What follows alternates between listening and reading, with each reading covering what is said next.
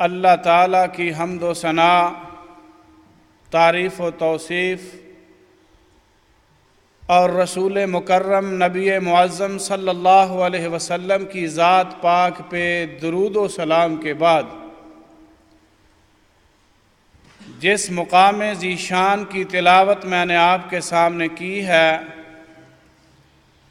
5واں پارہ ہے سورۃ النساء کی آیت نمبر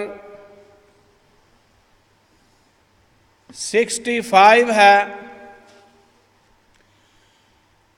اور مہینہ ربیع الاول کا چل رہا ہے۔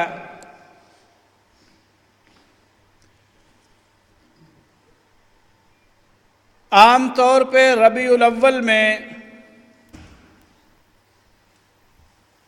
بطور خاص رسول اکرم صلی اللہ علیہ وآلہ وسلم کی ذات اقدس کے بارے میں گفتگو کی جاتی ہے۔ ویسے تو ربیع الاول کیا سال بیت سکتے ہیں،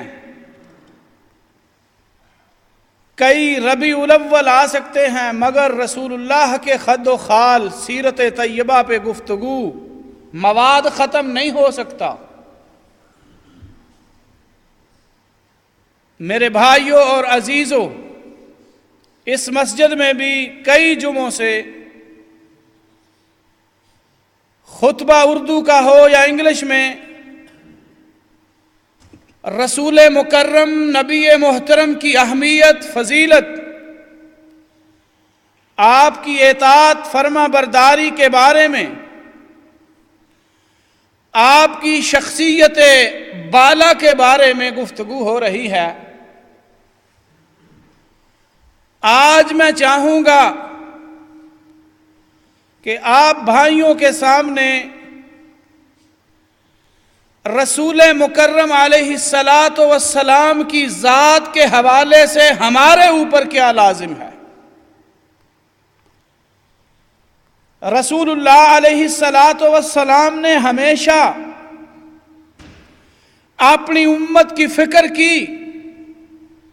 اس دنیا میں رہتے ہوئے ایسے سمجھو کہ لوگوں کو جہنم کے کنارے سے پکڑ پکڑ کے پیچھے کھینچا، راہ حق کی وضاحت فرمائی، راہ باطل کی وضاحت فرمائی، جنت و جہنم کو جانے والے راستوں، چراہوں اور شاہراہوں کا تذکرہ فرمایا۔ انسان کیوں پیدا کیا گیا، رسول کیوں دنیا میں آتے رہے، سارے مقاصد رسول اللہ نے کھول کھول کر بیان فرمائے۔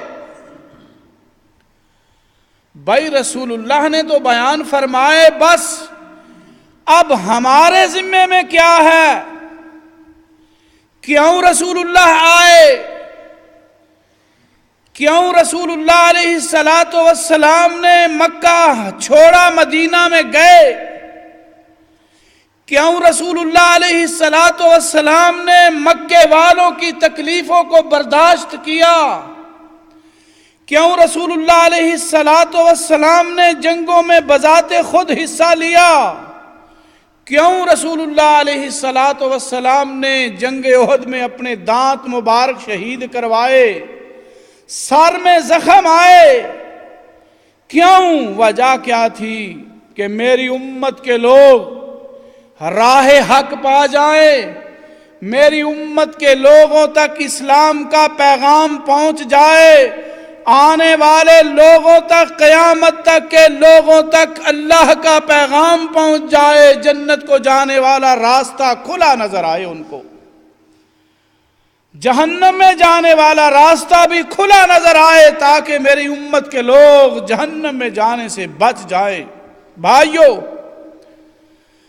ہمارے ذمے میں ہے، ہمارے فرائض میں ہے، ہماری ڈیوٹی ہے کہ ہم رسول اللہ سے محبت کریں، ہم رسول اللہ علیہ السلام سے محبت اتنی کریں کہ کائنات میں کوئی اور انسان ایسا نہ ہو اللہ کے بعد کہ جس سے اتنی محبت کی جا سکتی ہو۔ جس طرح ہمیں یہ ناپسند ہے کہ ہمیں جہنم میں پھینک دیا جائے، آگ میں پھینک دیا جائے، ہمیں پسند نہیں۔ ہمیں اسی طرح یہ بھی پسند نہیں ہونا چاہیے کہ رسول اللہ علیہ الصلوۃ والسلام اور ہمارے درمیان میں کوئی اور شخصیت آئے، کسی اور سے اتنی محبت ہو جتنی رسول اللہ کا حق ہے۔ میں کیوں کہہ رہا ہوں یہ بات؟ ارشاد ہے، فرمایا میرے پیغمبر علیہ الصلوۃ والسلام نے، لا یؤمن احدکم حتی اکون احب الیہ من والدہ وولدہ والناس اجمعین۔ کائنات کے لوگوں، تم میں سے کوئی بندہ ایماندار بن ہی نہیں سکتا جب تک وہ مجھ سے محبت نہ کر لے۔ کتنی محبت؟ والدین اور اولاد سے زیادہ، کائنات کی ہر چیز سے زیادہ، تمام لوگوں سے سب سے زیادہ محبت انسان کو اپنی جان سے ہوتی ہے، پھر اپنی آل اولاد سے ہوتی ہے، بیوی بچوں سے ہوتی ہے، مال دولت سے ہوتی ہے۔ رسول اللہ نے بات ختم کر دی، فرمایا جب تک تم اپنی آل اولاد والدین سے بڑھ کر بلکہ کائنات کی ہر چیز سے بڑھ کر مجھ سے محبت نہیں کرو گے، اس وقت تک مومن بن سکتے نہیں۔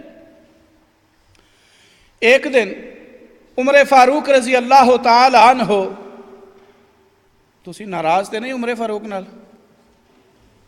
نہ نبی پاک دا نا ہوندا تے کہندے ہو صلی اللہ علیہ وسلم، بخل دی حد ہوندی یارا کوئی۔ آپ نے فرمایا کائنات میں اس سے بڑا بخیل کوئی نہیں جو میرا نام ذکر آئے تو پھر مجھ پہ درود نہ پڑے۔ مومنوں، محبان مصطفیٰ، رسول اللہ کا نام آئے، نبی کا لفظ آئے، محمد کا لفظ میں زبان سے ادا کروں، علیہ الصلاۃ والسلام تو پیار مٹھاس سے کہا کرو صلی اللہ علیہ وسلم۔ اگر کنجوسوں میں نام درج کروانا ہے تو پھر نہ کہیں۔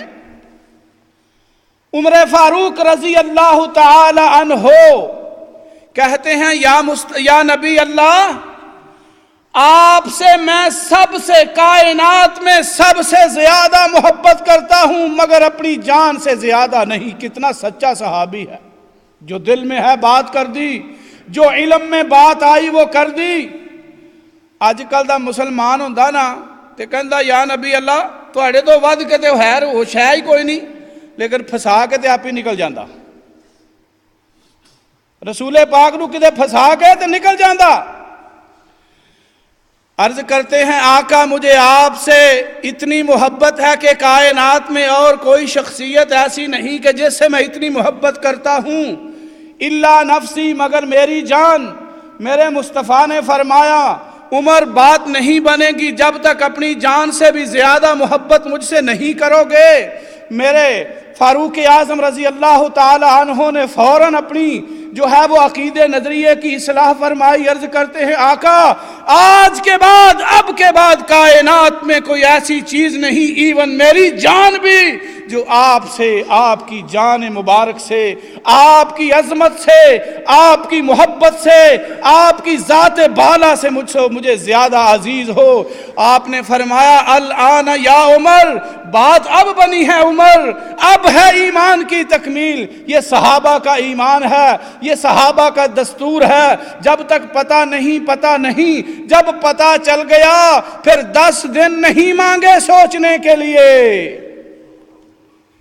ایک لمحہ نہیں لگایا۔ آقا اب پہلے پتہ نہیں تھا، اب آپ نے وضاحت فرما دی، تو کائنات میں اگر سب سے زیادہ عزیز کوئی شخصیت ہے وہ رسالت مآب صلی اللہ علیہ وآلہ وسلم کی شخصیت مبارکہ ہے۔ یہ ہے صحابہ کی محبت۔ اللہ کے نبی نے فرمایا جس بندے کے اندر 3 چیزیں پائی گئیں وہ بندہ مومن ہوگا، جس کے اندر 3 چیزیں نہ ہوئیں وہ مومن نہیں بن سکتا۔ ان میں 3 چیزوں میں ٹاپ لسٹ یہ چیز ہے کہ ان یکون اللہ ورسولہ احب الیہ مما سواہما، فرمایا کائنات میں اللہ اور رسول سے جتنی محبت کی جانی چاہیے اتنی کرتا ہو، یعنی اللہ اور رسول سے بڑھ کر کسی اور چیز سے محبت نہ کرتا ہو، وہ بندہ ایمان ہے۔ نمبر 2، اور انسان دوسرے انسان سے محبت کرے تو صرف اللہ کے لیے، بزنس کے لیے، کاروبار کے لیے، رشتہ داری کے لیے، وقتی اور دوسرے فائدے کے لیے نہیں۔ اگر رشتہ دار کی مدد کرنی ہے تو اللہ کے لیے، کسی سے پیار و محبت کرنا ہے تو مطمع نظر اللہ کی رضا اور خوشنودی ہونی چاہیے۔ کسی کے ساتھ تعلقات بڑھانے ہیں تو دنیا کے مفادات کے لیے نہیں، اللہ اور رسول کے لیے، اللہ کے لیے دوستی ہونی چاہیے۔ تیسری چیز فرمایا، ایمان لانے کے بعد جب انسان کو اللہ نے ایسے رستے پہ چڑھا دیا ہے کہ وہ جنت کو جانے والا ہے، جہنم کے رستے سے ہٹا لیا ہے، ایمان کی دولت دے دی ہے، قرآن و سنت کی دولت دے دی ہے، تو پھر وہ بندہ دوبارہ جہنم میں جانا ناپسند کرتا ہو، اس بندے کے اندر بھی ایمان ہوگا۔ یعنی دوسرے لفظوں میں یہ کہہ لو کہ جس طرح انسان یہ ناپسند کرتا ہے کہ وہ جہنم میں نہ پھینک دیا جائے، آگ میں نہ پھینک دیا جائے، جبکہ اللہ نے اس کو بچا لیا، مطلب کہ وہ جنت میں جانے والے کام اختیار کرے، جنت میں جانے والا راستہ اختیار کرے، جہنم میں لے جانے والے عملوں سے اجتناب کرے، پرہیز کرے، وہ راستہ چھوڑ دے جو آگ میں لے جاتا ہے۔ یہی ہے تمنا مصطفیٰ علیہ السلام کی۔ 3 چیزوں پر عمل ہونا چاہیے۔ رسول اللہ سے اللہ اور رسول سے اتنی محبت ہونی چاہیے کہ کائنات میں کوئی ایسی چیز اس کا مقابلہ نہ کرے۔ اگر کائنات میں کسی اور چیز کے ساتھ یعنی 2 چیزیں آ جائیں، رسول اللہ کی ذات آ جائے، اللہ کی ذات آ جائے، اختیار کرنے کا موقع ملے، اللہ اور رسول کو اختیار کرو یا فلاں عورت کو اختیار کرو، مال کو اختیار کرو، کہ جو ہے وہ بڑے بڑے بزنس کو اختیار کرو، دنیا داری کو اختیار کرو، اگر اتنی جرت نہ ہو کہ انسان اللہ اور رسول کے مقابلے میں اس دنیا داری کی چیزوں کو ٹھوکر مارے اپنے پاؤں سے، تو سمجھ لو ایمان نہیں ہے۔ جرت اور ہمت اتنی ہونی چاہیے کہ انسان اللہ اور رسول کے مقابل دوسری کسی چیز کو جھانکنے کے لیے بھی تیار نہ ہو۔ اسی طرح وہ ہمیشہ ایسے کام کرے کہ اللہ اور رسول کے رستے پر چلتے ہوئے جنت کا راستہ اختیار کرے، دوسرے انسان سے محبت کرے تو اللہ کے لیے۔ یہاں آپس میں باہمی تعلقات کو جو ہے وہ رواج اگر دیا جائے تو اللہ اور رسول کے لیے، اللہ کے لیے، اللہ کی خوشنودی کے لیے، رسول اللہ کی سنت سمجھتے ہوئے میرے بھائیوں، آئیے میں ذرا آپ کو یہ بھی تو بتاؤں صحابہ کرام کس طرح مانتے تھے۔ آج ہم مانتے ہیں، رسول اللہ سے محبت کرتے ہیں، ہم جلسوں میں تقریر کرتے ہیں رسول اللہ کی محبت میں، ہم جلسوں میں تقریر سنتے ہیں رسول اللہ کی محبت میں، ہمارے دلوں پہ اثر نہیں ہوتا، ہمارے عملوں میں تبدیلی نہیں آتی۔ ہاں جی، زمین بدل جائے، پہاڑ بدل جائے، ہم نے 70-80 سال گزار لیے، نہ ہم نے اپنے چہرے پہ دیکھا، نہ ہم نے اپنے لباس پہ دیکھا، نہ ہم نے اپنے اعمال پہ دیکھا، نہ کردار پہ دیکھا، نہ زبان پہ دیکھا۔ جھوٹ ہے تو کوئی بات نہیں، سچ اور جھوٹ مکس ہے تو کوئی بات نہیں، سونا پہننا، شراب پینا، جوا کھیلنا، کوئی فرق نہیں رہ گیا مسلمان میں اور غیر مسلم میں، رسول اللہ کے ماننے والے میں اور جو رسول اللہ کو نہیں مانتا اس میں بھی۔ آئیے صحابہ کرام کا عمل کیا تھا، صحابہ کرام کا طریقہ کیا تھا۔ ایک مثال تو میں نے فاروق اعظم کی آپ کو دے دی۔ حضرت عبداللہ ابن عمر فاروق رضی اللہ تعالیٰ عنہ فرماتے ہیں کہ رسول اللہ نے ایک دفعہ سونے کی انگوٹھی پہن لی، کچھ دیر کے بعد اس کو پھینک دیا۔ آپ نے فرمایا انی لن البسہ ابدا، میں اب کے بعد کبھی سونا نہیں پہنوں گا۔ صحابہ کرام نے جب دیکھا کہ رسول اللہ نے انگوٹھی پہنی ہے، صحابہ نے بھی پہنیاں شروع کر دی۔ جب رسول اللہ نے دیکھا، صحابہ نے دیکھا رسول اللہ نے اتار دی ہے تو صحابہ نے بھی اتار دی۔ رسول اللہ کی اقتداء، رسول اللہ کرتے کیا ہیں، صحابہ اس کی تلاش میں رہتے ہیں۔ اب رسول اللہ نے یہ نہیں کہا اتار دو، بلکہ فرمایا آج کے بعد میں سونا نہیں پہنوں گا۔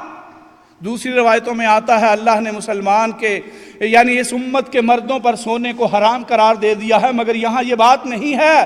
میرے بھائیو غور کرو صحابہ کے طریقے پر۔ صحابہ کرام ایک دفعہ رسول اللہ علیہ السلام نماز پڑھ رہے ہیں مسجد نبوی میں، جوتا پہنا ہوا ہے آپ نے، صحابہ نے بھی جوتا پہنا ہوا ہے نماز کے اندر۔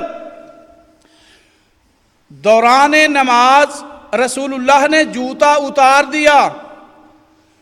اب صحابہ کرام نے محسوس کیا کہ رسول اللہ نماز میں جوتا اتار رہے ہیں، تو آپ صحابہ نے بھی اتار دیا۔ نماز ختم ہوئی، مصطفیٰ نے فرمایا صحابیوں تم نے جوتا کیوں اتارا؟ صحابیوں نے عرض کی آقا آپ نے اتارا تو ہم نے بھی اتارا۔ آقا نے فرمایا دوران نماز میرے پاس جبریل آئے تھے کہ آپ کی جوتی میں گندگی لگی ہے اتار دو، میں نے اتار دیا۔ میرے صحابہ اس لیے جب بھی تم نماز پڑھنے کے لیے آؤ دیکھ لیا کرو جوتوں میں کہیں کوئی ایسی قذورات و گندگی تو نہیں ہے جو نماز کو مانے ہو۔ بھائیو یہ بات آپ کو آئی ہوگی، جوتا اگر غلاظت سے پاک ہو تو کوئی بہت گندی چیز نہیں ہوتی، پاک اور صاف ہونا چاہیے، ایسی غلاظت اور گندگی نہ لگی ہو۔ لیکن آپ کی مسجد میں کارپٹ ہوتے ہیں، جوتوں سمیت نہ آیا کریں۔ یہ اس وقت کی بات ہے جب ایسا ماحول نہیں تھا، مٹی پہ نماز پڑھتے تھے لوگ، جائز ہے۔ لیکن یہاں پوائنٹ کی بات یہ بتانا چاہتا ہوں، رسول اللہ علیہ السلام کے صحابہ بھائیو، اللہ تعالیٰ کے نبی علیہ السلام نے ایک بندے کے ہاتھ میں دیکھا سونے کی انگوٹھی پہنی ہوئی ہے ایک آدمی نے۔ آپ نے فرمایا دکھاؤ، آپ نے اس کے ہاتھ سے انگوٹھی اتار کے پھینک دی۔ پھر آپ نے فرمایا یعمد احدکم الی جمرۃ من نار فیجعلها فی یدہ، کیا کسی بندے کو یہ بات پسند ہے کہ آگ کا انگارہ پکڑ کے اپنے ہاتھ میں رکھ لے؟ وہ کیا پسند کرو گے اپنے ہاتھ میں آگ کا انگارہ پکڑنا؟ سب نے جب کہا نہیں، رسول اللہ تشریف لے گئے وہاں، اس کے ہاتھ سے پکڑ کے انگوٹھی پھینک دی، یہ فرما کر چلے گئے، یعنی یہ بتا گئے کہ سونا پہننا آج بندہ بڑی شوق سے جی میری منگیتر نے مینوں گفٹ دیتا ہے سونے دی چین، میری والدہ محترمہ نے دیا۔ ارے بھائی دینے والوں کو بھی سوچنا چاہیے، لینے والوں کو بھی سوچنا چاہیے رسول اللہ کی کیا ہدایات و تعلیمات ہیں۔ اگر ہم محب رسول ہیں تو پھر کسی نے اس صحابی کو کہا اب رسول اللہ جا چکے ہیں، سونے کی انگوٹھی آپ کی اتار کے پھینک دی ہے، اس کو اٹھا لو، پہنو نہیں کسی اور مصرف میں لے آؤ۔ اب سونا پہننا ہی حرام ہے، بیچ کر پیسہ لیا جا سکتا ہے، بیٹی بیوی بہن کو گفٹ دیا جا سکتا ہے۔ خدا کی قسم صحابی کے الفاظ قیامت کی دیواروں تک نقش ہیں، لکھے جا چکے ہیں، باقی رہیں گے۔ مسلمانوں، نبی پر فدا ہونے کے دعوے کرنے والوں، نبی کی محبت میں ڈوبنے والوں، صحابی کے الفاظ یاد رکھ لو۔ کہنے لگے میں اس انگوٹھی کو نہیں اٹھاؤں گا جب کہ رسول اللہ علیہ السلام نے اپنے ہاتھ مبارک سے اس انگوٹھی کو پھینک دیا۔ جب رسول اللہ نے اس کو پھینک دیا ہے میں اس کو نہیں اٹھا سکتا۔ میرے بھائیوں، حضرت عمر فاروق رضی اللہ تعالی عنہ طواف کر رہے ہیں بیت اللہ کا، حجر اسود کو مخاطب کر کے کہتے ہیں، فرمایا کہ مجھے اس بات کا علم ہے، انی واللہ لأعلم انک حجر لا تضر ولا تنفع۔ حجر اسود کو مخاطب کیا، اے حجر اسود مجھے پتا ہے، اللہ کی قسم تو ایک پتھر ہے، اس کے علاوہ کچھ نہیں، تو فائدے اور نقصان کا مالک نہیں ہے۔ اگر میں رسول اللہ کو تجھے چومتا نہ دیکھتا تو میں کبھی تجھے چومتا نہ۔ اللہ اکبر۔ دو باتیں، عقیدہ، سنت پر عمل، رسول اللہ سے محبت۔ وقت کا خلیفہ، نہ غرور آیا، نہ تکبر آیا، نہ بگاڑ آیا، نہ اپنی بات کو، اپنی سکے کو چلانے کا خیال آیا۔ مخاطب کیا پتھر کو، رسول اللہ کو تجھے بوسہ دیتے دیکھا تھا اس لیے میں بھی دے رہا ہوں، اگر میں نہ دیکھتا تو تجھے اپنا منہ نہ لگاتا۔ ایک تو رسول اللہ کی سنت مبارکہ سے محبت، اور آپ کا عقیدہ کتنا صاف ستھرا ہے کہ اے پتھر، اگرچہ تو جنت کا پتھر ہے، تو خانہ کعبہ کے اندر جڑا ہوا ہے، دیوار پہ لگا ہوا ہے، مگر فائدہ اور نقصان کا مالک تے ساڑے جتھے کوئی اونچی ٹھیری تے کی اوتھے ہی آپ ہی ٹھیر ہو گئے۔ کیا عقیدہ ہے عمر فاروق رضی اللہ تعالیٰ عنہ کا۔ مسلمانوں، اگر بیت اللہ کی دیواروں میں لگا ہوا جنت سے آنے والا پتھر نفع نقصان کا مالک نہیں بن سکتا، یہی عقیدہ صحابہ کا ہے۔ میرے اور آپ کے شہروں میں، دیگر شہروں میں لگے ہوئے مٹی کے ڈھیر جو مرضی کر لیا جائے وہ فائدہ اور نقصان کے مالک نہیں۔ وہاں سے نقصان تو ہو سکتا ہے، فائدہ نہیں۔ نقصان یہ ہوگا آپ کے ایمان کا، آپ کی آخرت کا، آئیے اللہ سے ناراضگی کا، جہنم کا سودا کرنے کا نقصان ہو سکتا ہے، فائدہ نہیں ہو سکتا۔ اپنے عقیدے اور نظریے کو درست کر لیجئے میرے بھائیوں۔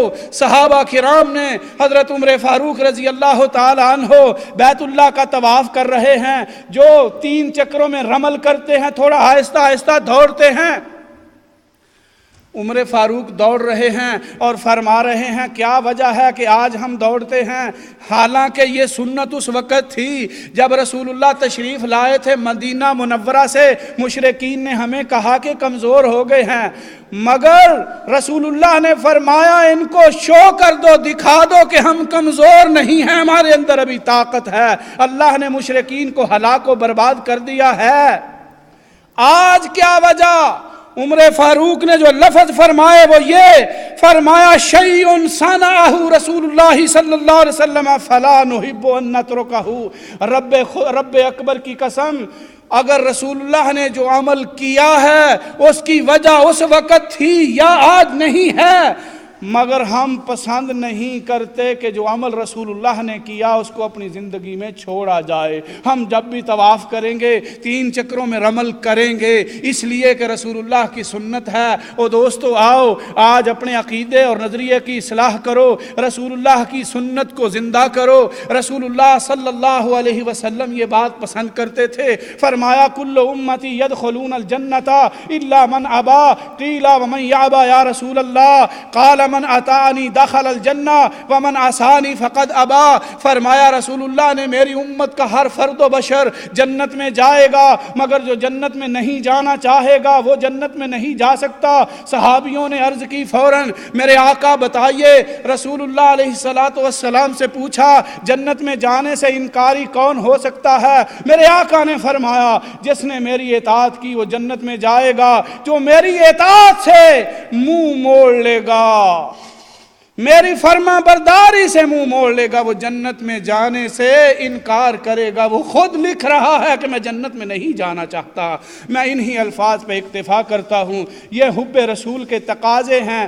اپنے اپنے دلوں میں جھانکیے، اپنے اپنے گریبانوں میں ذرا دیکھیے، اپنے دماغوں میں سوچ پیدا کر لیجئے، آیا ہمارے اندر یہ ساری چیزیں سن کر کوئی فرق آیا ہے؟ تبدیلی کا ارادہ پیدا ہوا ہے یا نہیں؟ گناہوں سے توبہ کرنے کو کو جی چاہا ہے کہ نہیں ہم اپنی زندگی میں اپنی داڑیاں منڈا رہے ہیں، سود کے کاروبار کر رہے ہیں، شراب اور بیچ رہے ہیں، جوا کھیل رہے ہیں، اور اسی طرح ہم نے اپنے لباس کی سنتوں کو خیال میں نہیں رکھا، اسی طرح دیگر معاملات میں جھوٹ، دھوکہ، فراڈ، میرے پاس وقت نہیں ہے کہ میں تفصیلات میں جاؤں، اشارہ کر دیا ہے۔ بھائیو غور کیجئے کہ کب تک رسول اللہ کی محبت کا دعویٰ بھی ساتھ اور رسول اللہ کی نافرمانی بھی ساتھ۔ یہ بڑی عجیب بات ہے کہ دعویٰ رسول کی حب کا اور پوری زندگی جو ہے وہ نبی کی مخالفت میں عملی اعتبار سے بھری پڑی ہے۔ انشاءاللہ اس پہ گفتگو آئندہ خطبات میں کریں گے۔ وما علیہ الا البلاغ۔